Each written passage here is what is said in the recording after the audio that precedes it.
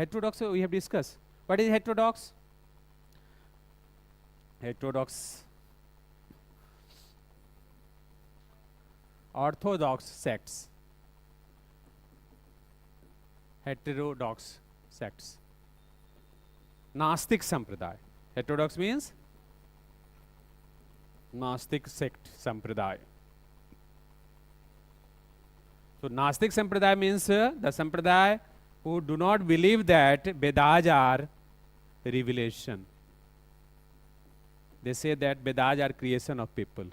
But Astic people say that Vedas are divine revelation. Gnostic say no, they are creation of people. So this is Astic and Gnostic Sampradaya. Buddha Mahavira said, no, Vedas are not the revelation. They are the creation of common people. Means people have written this, rishis might have written, but not, it's a God's revelation. So that's why they are known as Gnostic Sampradaya. Okay? And somewhere you will getting, there were 63 Gnostic Sampradaya, somewhere 262 Heterodox. Means a number of Heterodox Sampradaya, Gnostic Sampradaya emerged during this period. So Buddha, Mahavira, Ajivak, then you can say Lokayat, then Sanjay Belit Putra, Pukud Katyayan, Ajit Keskamblin. All these are materialistic philosophers of the time. They said that God has not created the world.